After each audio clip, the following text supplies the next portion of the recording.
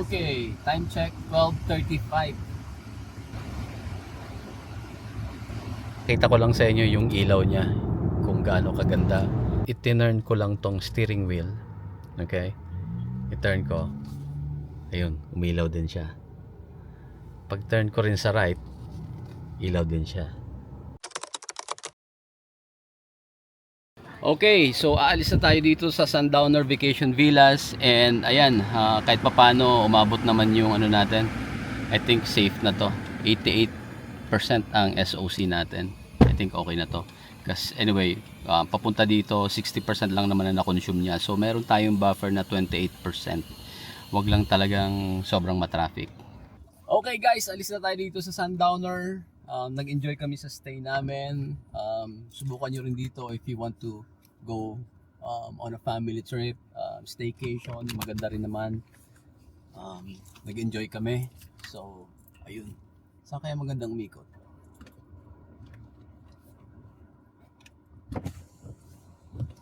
Saan kaya magandang magmaniobra? Harap na lang, sir. Doon diretso doon? Apa. Dito hindi kaya, no? Wala ka, sir. Yung camera mo. Or dyan. iatras ko na kaya? Pwede rin, sir, dito. Pwede atras? Oh. I think so. Mas Pwede madali. daw, pwede. Okay. Reverse tayo kasi mas maluwag eh. Doon sa taas kasi, mas madaling pumunta doon but then mahirap din doon magmaniobra. So, Masikip doon. masikip din doon eh. Ang haba nitong hand.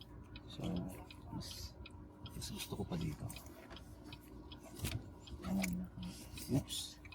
Hindi ko na-anticipate yung... Ayun pala, pwede na pala dun sa kanan. Para hindi na tayo may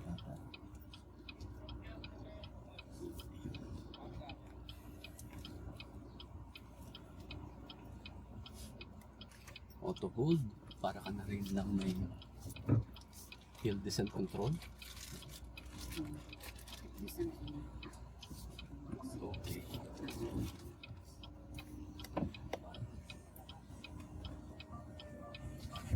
Nice. Galing nitong system ng ng BYD. Pati yung distance na may measure niya.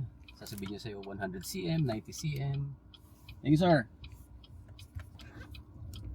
Yan. Let's go down.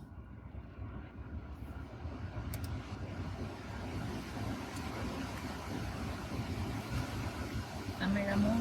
Side.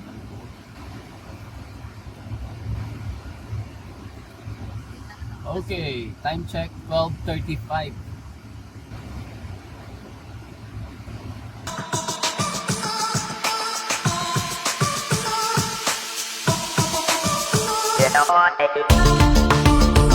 Nandito tayo sa Invitec Films para magpa-install ng Invitec Paint Protection Film with Invitec Graphene Coating for ultimate protection. Parang ang unang impression ko, alam mong glossy pero parang anong nilagay? Kasi parang wala naman ako nakitang may pinatong eh. So nag-curing pa lang to kahapon, so it will still take a few more days para completely lumapat siya. But so far right now, ganda. Ang sarap hawak-hawakan. Really happy with the result. Ang ganda. Nakakatuwa. Call Invitec now, schedule your PPF installation, mention Team DTV, and get a discount. So, palis na tayo ng Bolinao. Dito na sa town. I know, na-mention ko sa inyo na mamamasyal tayo. Pero hindi na namin ginawa kasi sobrang init kahapon and honestly, parang wala naman masyado pang makikita dito sa Bolinao. Nag-search ako sa Google. Yung mga destinations nila, mga nature, may falls yata, may ganun. Hindi tayo pupunta doon kasi baka mamaya may off-road. Alam naman natin mababa ang ground clearance itong hand, baka sumabit tayo. And yeah, hindi naman camping yung lakad natin today. So, dito sa town, ito na pinaka main road nila. Ang fast food lang nila dito is McDo.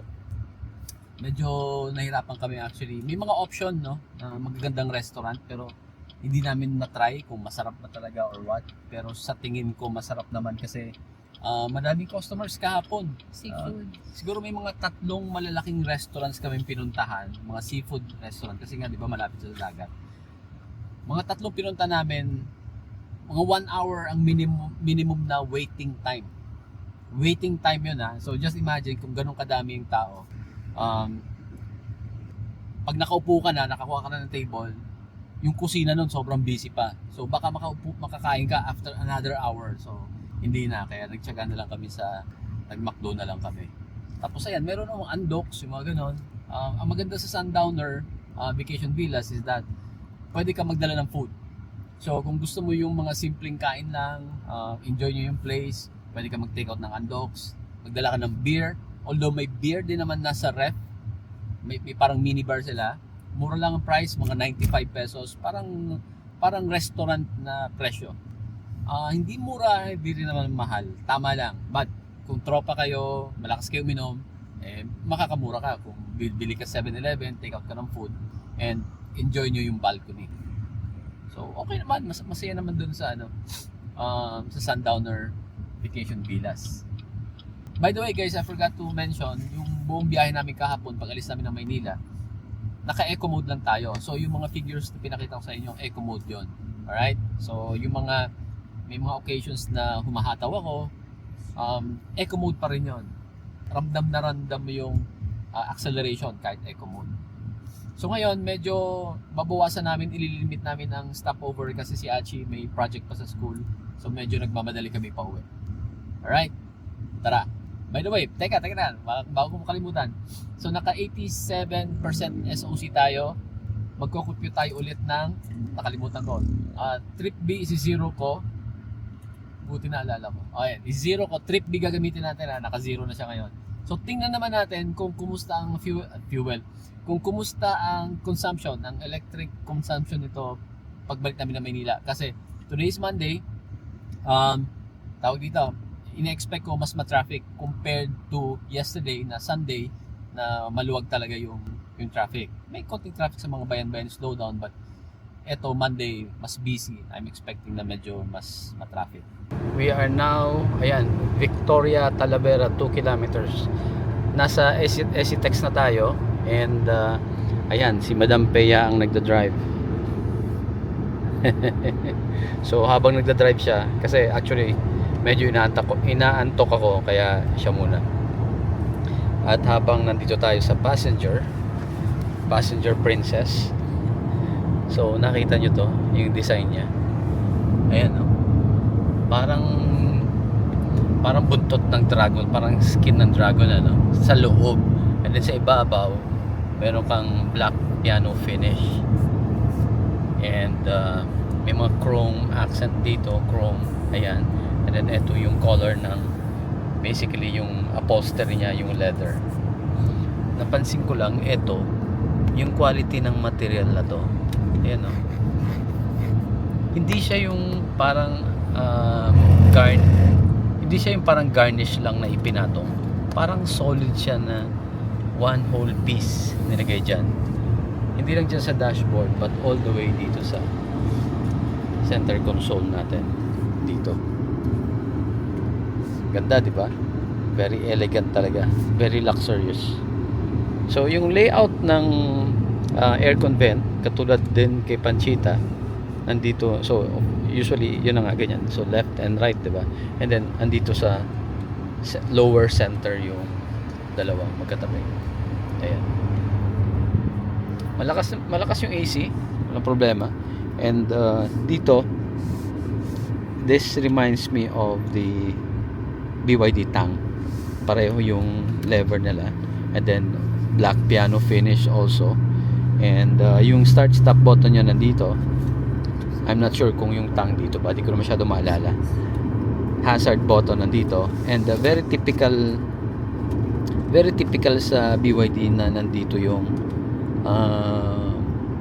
hindi, dito pala kapag DMI nandito yung EV tsaka HEV selector mo, di ba? So may traction control off.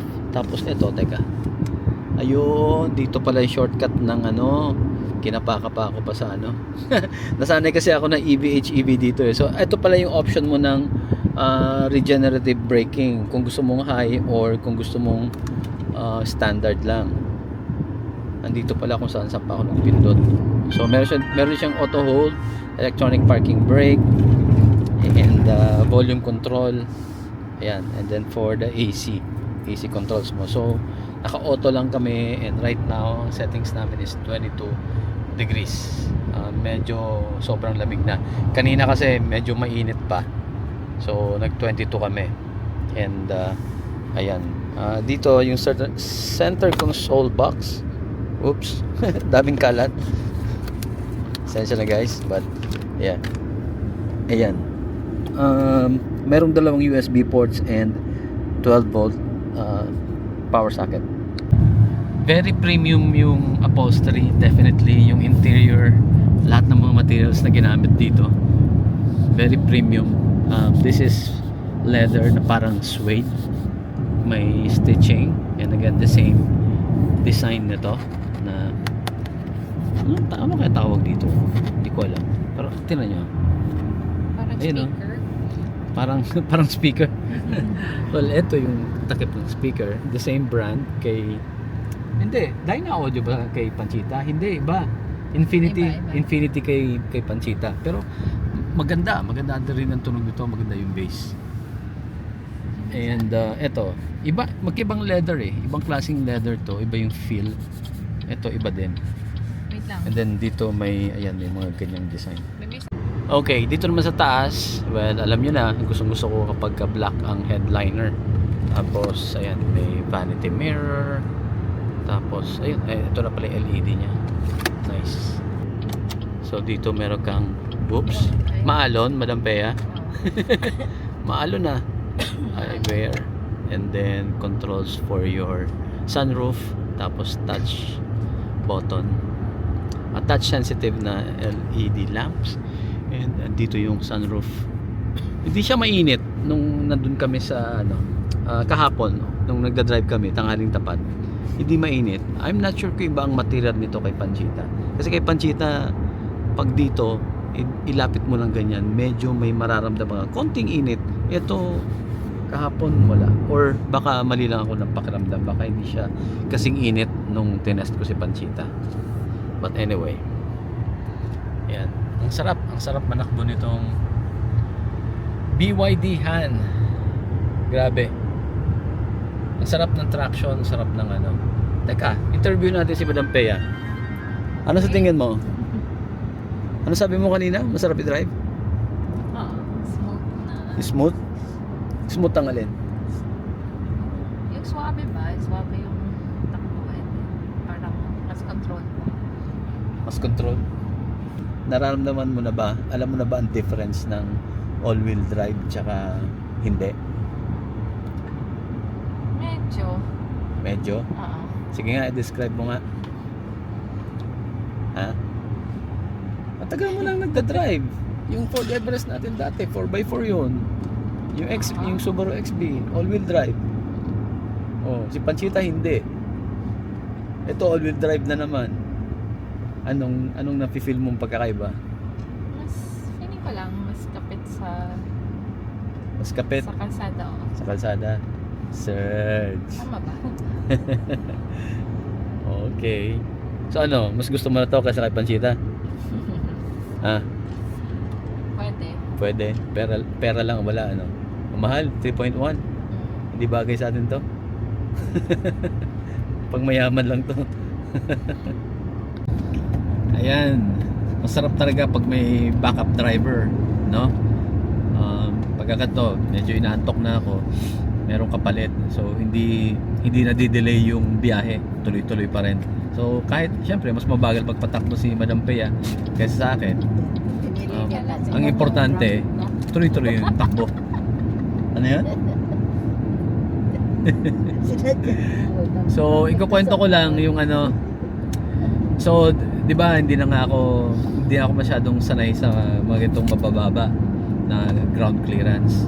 Pero to tell you honestly, the entire trip, again, 5 kaming nakasakay dito. Pinakita ko naman sa inyo yung load, yung luggage namin sa likod. Never sumayad yung sasakyan. May mga konting ramp na inakyat kami, like paakyat sa parking ng restaurant. Siguro mga 5 or 6 inches yung taas. wala naman, di sumabit, okay lang. So hindi kami nagkaroon ng problema. Naalala ko yung BYD Seagull, ganun din. Kasi bago ko yung denive, ilan ba kami nun? 4 kami. Medyo worried din ako dahil sabi ko baka masyadong mababa, baka sumayad. Dinala namin sa Tagaytay sa mga humps, walang sayad. Hindi ko kailangan yung 7-7. Hindi kailangan, normal driving lang. So yeah, maganda naman ang experience dito. And again, eto nga, ang luwag-luwag. Pang talaga luxury sedan. Ang layo-layo sa akin ni Madam Pea. Ayan o, ang layo nila sa likod. Ang haba ng legroom, sobrang luwag sa likod. Opo. Ayun. Yung upuan nga lang sa gitna, medyo parang awkward ng konti kasi yung upuan sa likod parang dalawang ganito na bucket seat, talagang may curve na naka-shape siya for 2 people. Tapos yung gitna may center console. Buti na lang si Wawa, cute. Sakto siya doon sa Kulang ako. cute siya, cute and beautiful daw siya. Ayun. So buti na lang si Wawa, cute and beautiful. Kaya kasya siya doon sa gitna. So hindi namin nagagamit yung mamaya pagdating try ko ipakita sa inyo kasi ang ganda may sarili kang controls ng AC dito. So nandun lang sa armrest, and maganda, meron kang very fancy na cup holders. But yeah, so far komportable naman sila. Kumusta? Tama ba sinasabi ko? Comfortable kayo dyan? Yes. Ha? Dichi, nakatulog ka ba kanina? Ang pinakang magaling na basis kung komportable yung kotse or not is pasakayan si Dichi. Kasi pag komportable yan, hindi mo na yun maririnig. Tulog na yan, nakaganyan na yan. Favorite spot niya yan dyan. Okay, so time check, we are now 121 kilometers away from Manila, and 1 hour and 59 minutes ang to go. Medyo kinakabahan ako dyan, baka pagdating sa may bandang Balintawak, Kamatsili, mga ganun, traffic na. It's Monday. By the way, my fellow BPO employee, yung mga kliyente nila nasa Amerika, Happy Memorial. I know na nakaka-relate kayo sa akin bakit holiday tayo today, Monday. Enjoy your long weekend. Anong sinasabi mo? May maraming komentaryo. Pag wala ang camera, ang daming komentaryo nito eh. O ito, may camera. Ano sabi mo tungkol sa sa steering? Ano sabi mo? Ito? Oo. Okay, sabi ko pa, medyo mabigat lang. Medyo mabigat. Lakas mo ang boses mo, di ka nila naririnig. Nakakaya. Medyo mabigat. Medyo mabigat lang yung... So, nagko-complain ka o hindi? Pero okay lang kasi... Pero okay lang. Teka, medyo mabigat kumpara kay? Kumpara saan? Ba't nakasignalite ka? Nasa leftmost lane ka na. May Oh, Panchita. kumpara kay Panchita, mas mabigat. Mm. So, yung comment mo na yon, gusto mo yun o ayaw mo? Gusto. Gusto mo naman pala. So, hindi ka nagko-complain. Bakit gusto mo? Hindi naman. Ah, Well, mas gusto mo mas mabigat? Di ba mas mabigat pangit? eh, Ano? yung bigat niya kasi hindi mo yung nakapagod. So, parang part siya ng 4x4 Oh, na kapit sa kapit. Oo. Kapit sa ground. So, parang- nakakatulong yun sa feeling mo na kapit sa Yes, ground. very In short, much lang. mas may control ka. Mm. Natututo na. Mm. Okay, pwede. Okay, bakit kanina? Tinuturuan ko kasi siya gumamit ng cruise control. Ayaw, at marunong na, tinuro ko paano i-adjust. Nung tumatakbo na ng mag-isa, ayaw niya, tinanggal. Boring daw. Bakit boring? Walang ginagawa. Boring daw, walang ginagawa. Nagmana din yung isa doon sa likod, si Achi. Ayaw niya nagko-cruise control. Gusto niya tumatapak. Mga kaskasera kayo Hindi, mas nakaka-stress kasi kung magbantay. Oo, yung nag-aabang ka ng Alam ko mas na-stress daw sila na magbantay sa cruise control kasi yun nga, hindi na mga control freak in short, kasi wala silang control, gusto nila sila may control, tama? Sa car lang. Kaya sila na-stress kasi wala silang control sa car lang. Sa car lang, Mm. sa iba ako ang may control. Sa dapat pala may cruise control din ako, ha? Ang maganda dito sa BYD Han, meron siyang ayan no, blind spot detection. Si Panchita wala niyan.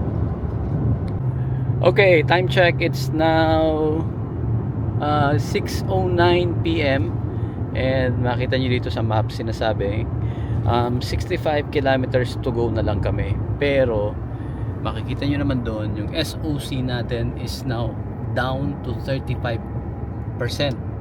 Pero yung estimated range niya is 181 pa. Okay?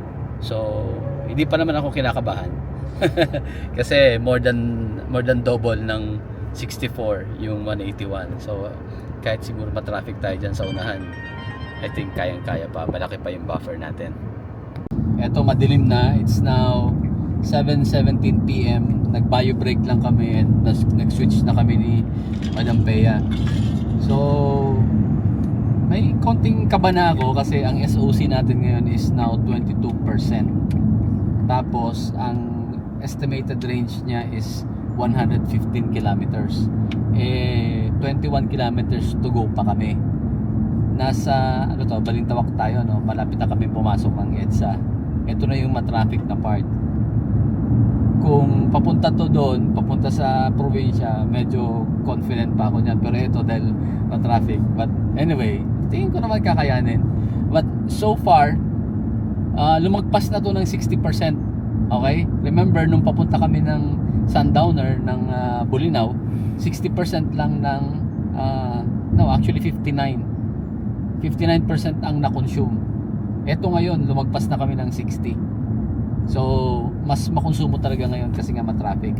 So, dito pa lang sa part ng NLEX, dumaan kasi kami dito mga bandang 4:30 AM, tuloy-tuloy. Ito matraffic. So, ramdam mo yung difference ng consumption. So, anyway, tingnan natin pagdating sa bahay. I'll provide you another update kung ano talaga ang naging actual consumption namin. And for now, medyo magtitipid mode muna tayo, coasting tayo, and then we will take advantage of the region, lalo na yung mga part na medyo pababa. Alright, see you later. By the way, pakita ko lang sa inyo yung ilaw niya, kung gaano kaganda or kayo na humusga. So ayan, nakita niyo yung heads up display natin, di ba? And then ayan, naka-dim tayo. Pa-bright ko, ayan yung bright, low beam.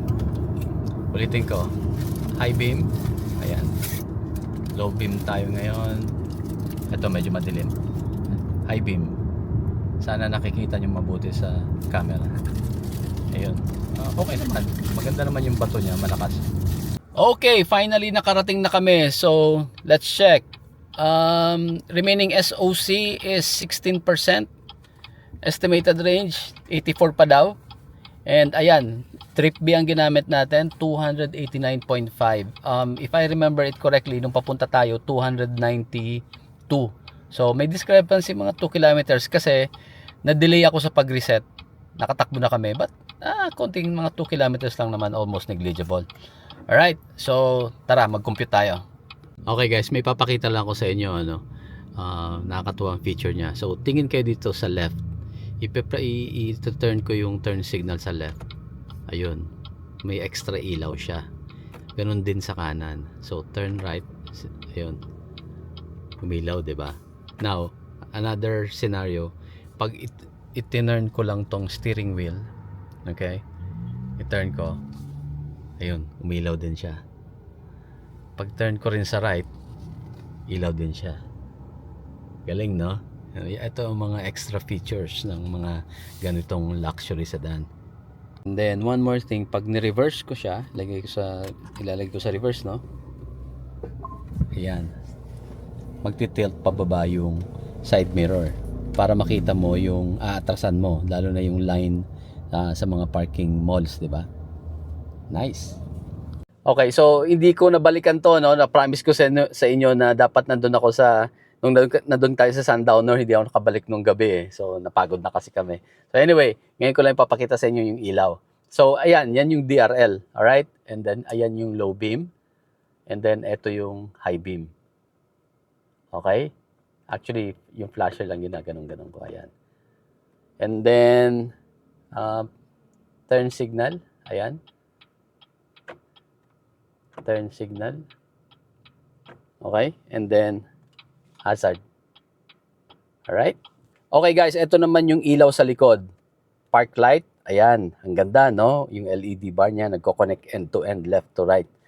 And then, brake lights. Ayan. And then, meron siyang fog light sa ilalim. Ayan. Okay? And then, ano ba yung tsura ng signal light niya?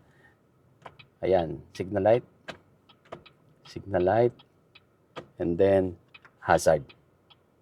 Alright? And then, ito itsura niya pag nagre-reverse. Yun. So guys, ito palang BYD Han, meron siyang memory seat, no? Expected naman yan sa ganitong price point. Meron siyang two memories dito. So kung meron dalawa kayong drivers na gumagamit ng sasakyan, pwede nyo iset and mamememorize niya kung ano yung sitting position na gusto mo. And along with that, typically kapag may ganyang memory seat, pag patay mo ng car, mag-unlock ka ng door, pagbukas mo, ayan, uurong yung steering wheel, ganyan, para makakalabas ka freely, para maluwag. Pag galing ka naman sa labas, pagpasok mo, ayan, babalik siya sa position na gusto mo, kung ano yung sinet mo dito. Dito din sa front passenger, ganun din, may ganyan din siya. Ayan, so pag open ng door, ayan, nag-open siya. Okay, paki-close, yun, nag-adjust din siya. So, same behavior. Yung iba kasi sa driver lang eh. So, ito, dito sa BYD Han, pareho. So, dito sa likod, meron kang sariling aircon vents para sa passengers. And aside from that, you can also control the AC. Ayan, no? Ayan, ma-adjust mo yung fan.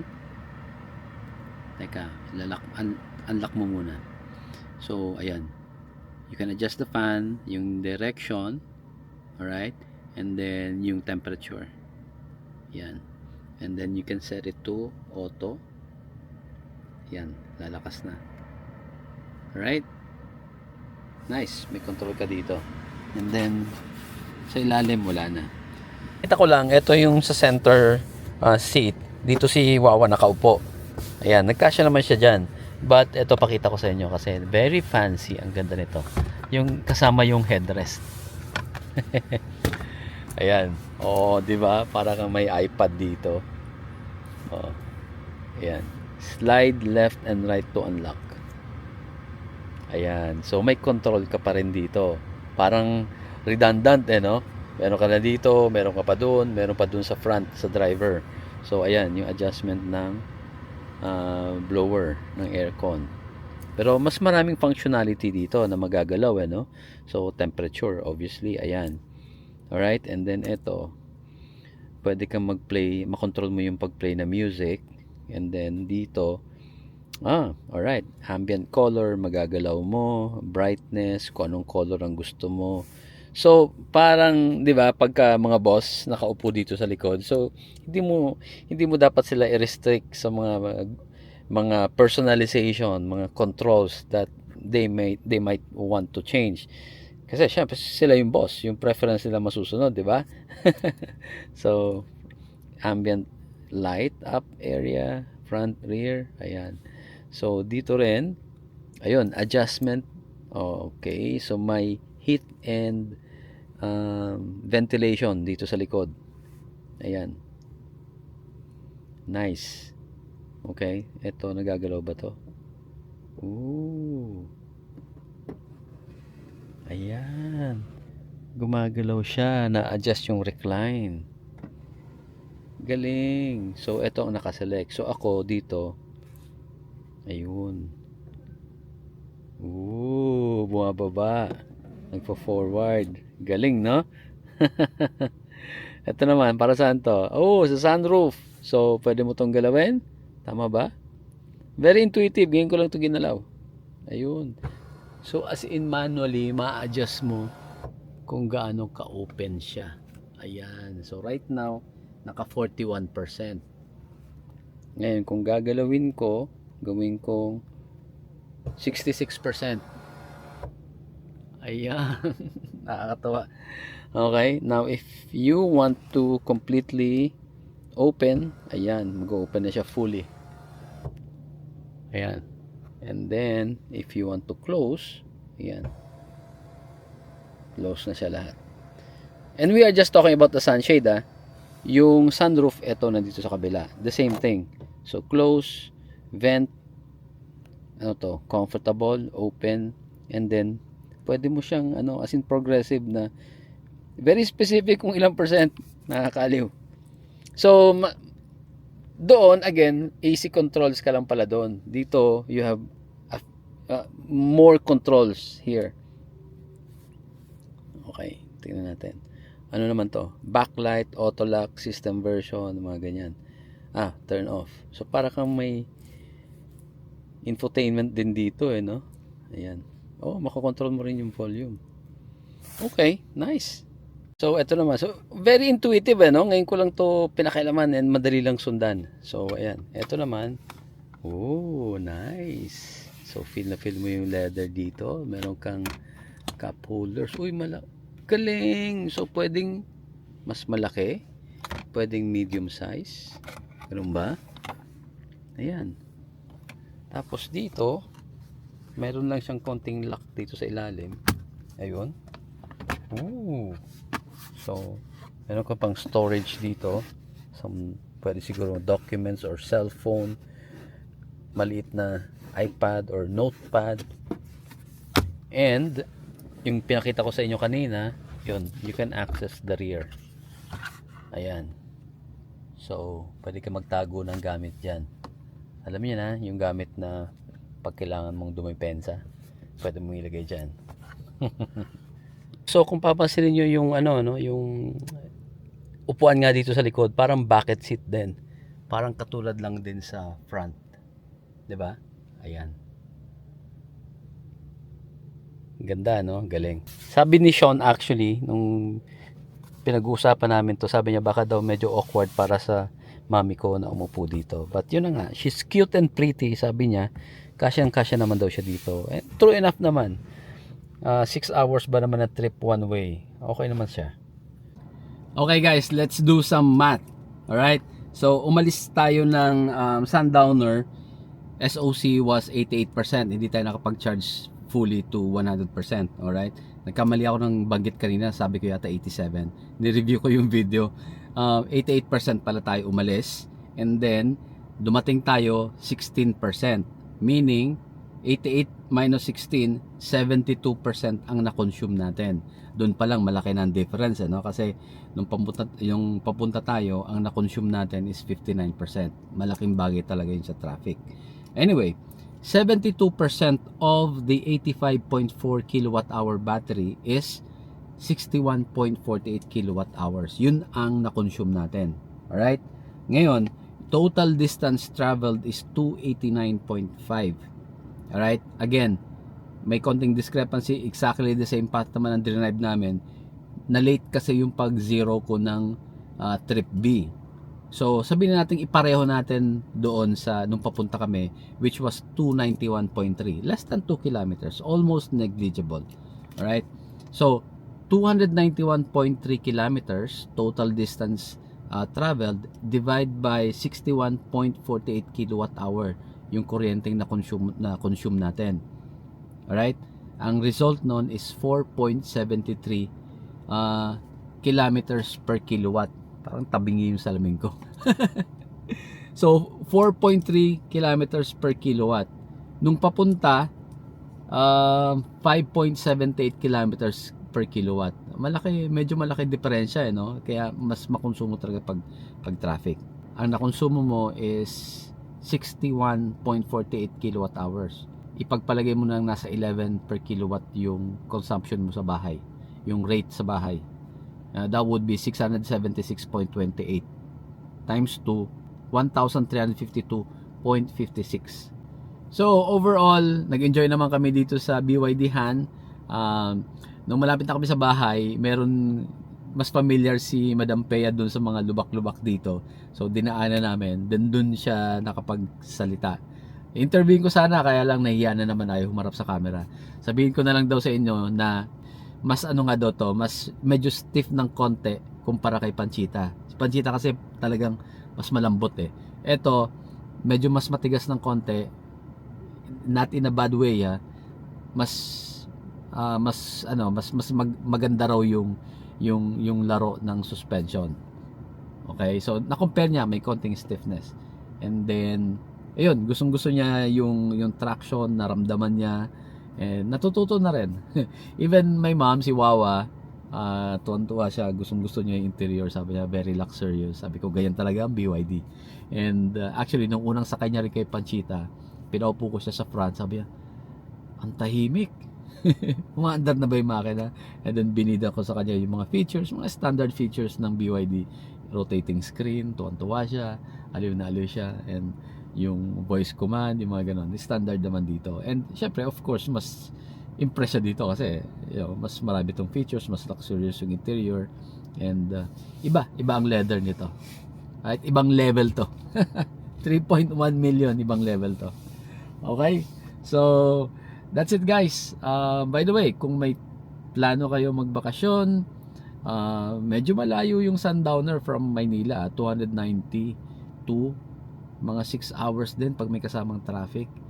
Malayo-layo din. So anyway, kung may plano kayo, may EV kayo, yun nga, meron na silang charger doon. Yes, hindi siya DC charger, 7 kilowatt lang siya, and in real life nasa 6.1 lang kinakarga niya. Pero yung 7 kilowatt, enough na yon. Kung dadating ka doon, gabi na, let's say mga 7 or 8, charge ka ng 8, mga 6, or sabihin natin 12 hours, 8 pagising mo, ready ka na. So I think sufficient na yung 7 kilowatt hour. And sinadjust ko nga rin doon sa yung parang manager nila doon na nakakwentuhan ko. Sabi ko, para hindi masyadong costly, kahit magdagdag ka ako kayo ng another 2 or 4 na plug, yung ordinary lang ka kung 20 amperes or 30 amperes para kako sa mga portable chargers ng BYD, kasi kako ang BYD may pagbili mo may kasama ng portable charger. O sabi ko, marami kang ma-attract dito mga BYD owners, kasi pagdating nila may mga dala naman sila mga portable chargers, enough na yun overnight pag stay nila, makapag-charge sila. So ayun, sana mangyari, and hopefully more other resorts and hotels and mga villas, mga mga vacation spots would help build more infrastructure, charging stations. Alright, so sana nag-enjoy kayo sa edition namin na to, sa version namin na to, sa episode na whatever you call it, na may halong pasyal. And yeah, hopefully we'll try to do more. Next week we will be in Cebu, abangan nyo rin po. Siyempre, gusto natin pasalamatan, of course, again, BYD Philippines, BYD Greenfield, si Ramir, si Sean, and yung bago niyang ka-team, si Von, for lending out the BYD Han. And sa pag-asikaso, Sean, thank you so much, pag-asikaso ng papers and all. Of course, Von, thanks again. Alright, so thank you guys for watching, and as always, please drive safe. Bye. Please do not forget to follow our social media accounts. We are on YouTube, Facebook page, Instagram, and TikTok.